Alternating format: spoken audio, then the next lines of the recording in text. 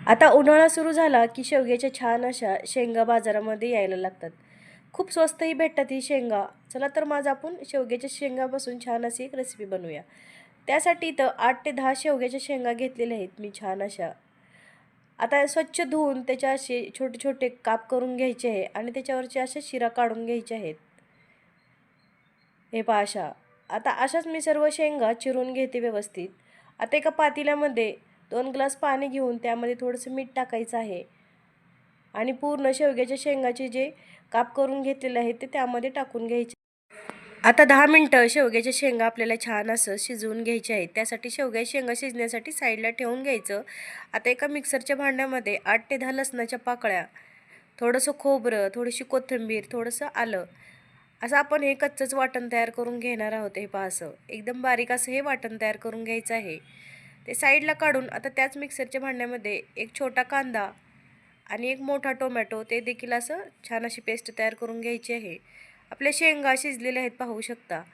आता एका कढईमध्ये 2 ते 3 चमचे तेल टाकायचं आहे. तेल छान असं गरम झालं की त्यामध्ये अर्धा चमचा मोहरी घेतलेली आहे आणि अर्धा चमचा जिरी घेतलेली आहेत.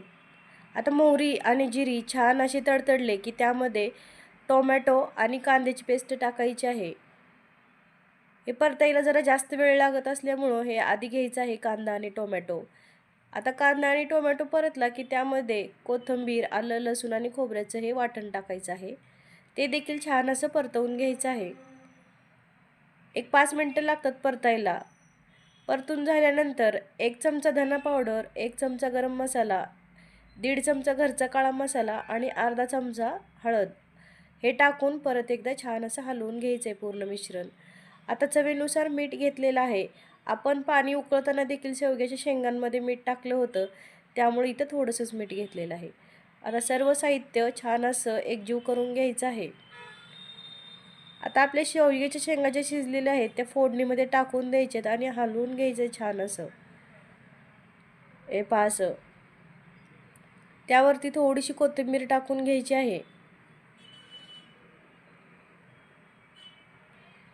किंचित पाणी टाकलेलं आहे गरम आणि त्यावरती झाकण ठेवून एक 5 मिनिटं वाफ काढून घेतलेली आहे.